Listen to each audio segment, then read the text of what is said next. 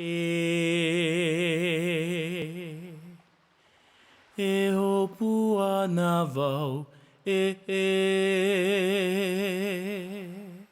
Our trip began in Los Angeles, boarding an 8-hour flight that took us 4,000 miles into the South Pacific and the heart of French Polynesia. We landed on the island of Tahiti, in the capital city of Papeete. From there, we took a short flight, retracing our previous flight about 250 miles to the north and east, landing on the island of Tikihau. Here, we met our friends aboard the Dardanella.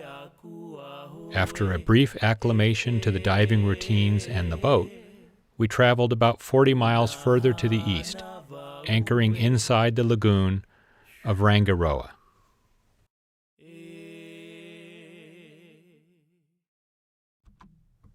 The intent of this trip, at least for me, was to dive.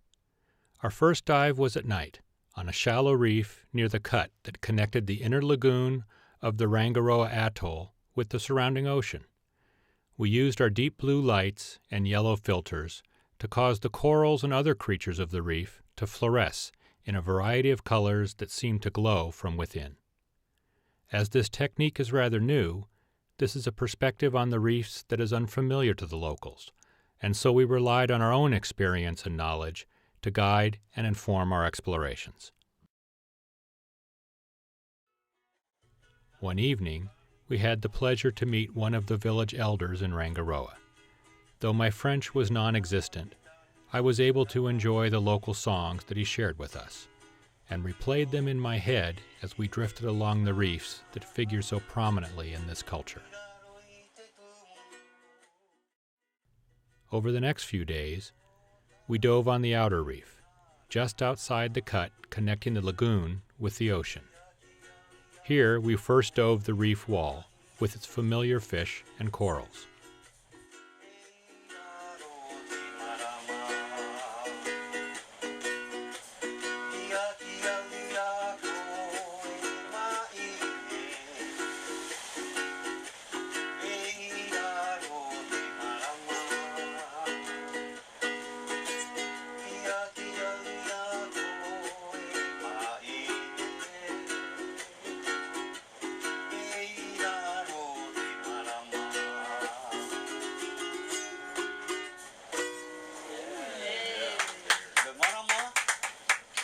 C'est la lune.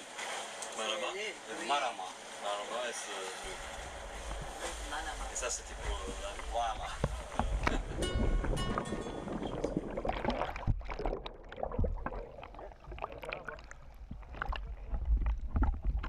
The locals had a treat for us on our last dive on Rangiroa. They shared with us a dance of sorts that they do with the local sharks. These sharks tend to spend most of their day deep down on the reef wall, in water over 1,200 feet deep, well below our visibility or reach. The locals collected several flat pieces of rock to bring with us on the boat. You can see them there on the seat just in front of the helm.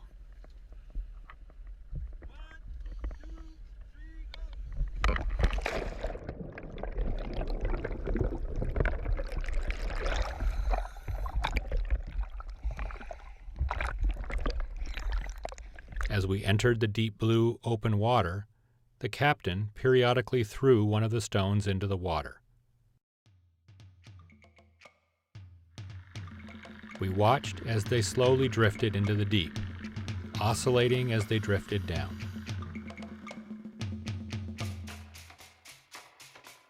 We wondered if the sharks cruising deep below us understood this signal. We did not have to wait long to find out.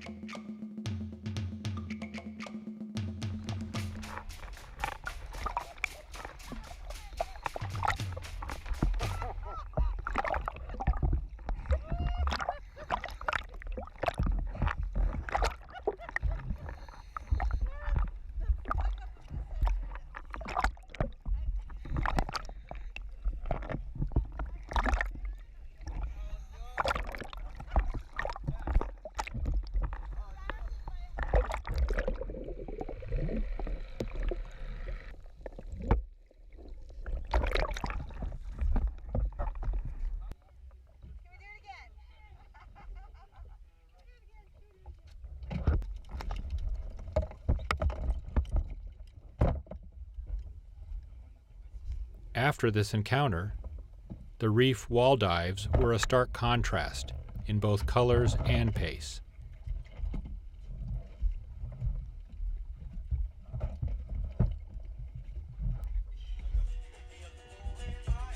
We had several amazing drift dives in Rangiroa before we began to make our way back to Tahiti by way of Cook's Bay on the island of Moorea.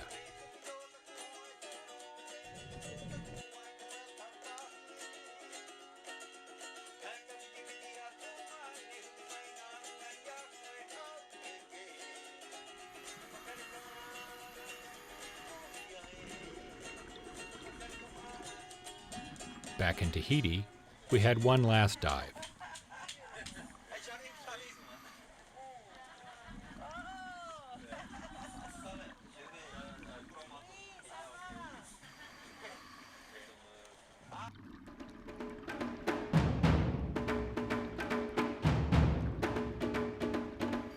This had a decidedly touristy feel to it. The local dive guides stuffed a metal cage full of tuna heads and put it on the bottom of a cut in the reef called White Valley.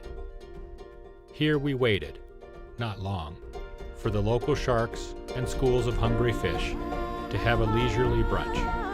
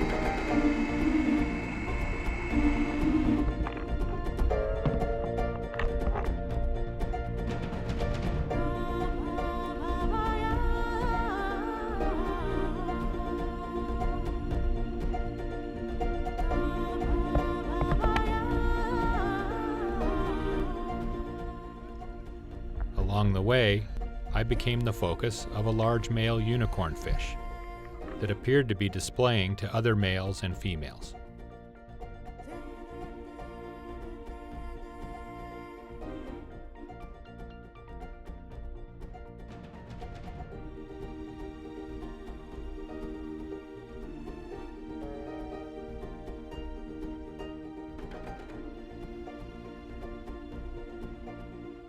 However, eventually, I kind of got the impression that he might also be trying to tell me that we were slightly overstaying our welcome. And with that, we headed up to the surface to dry out before our long journey back to the north and home.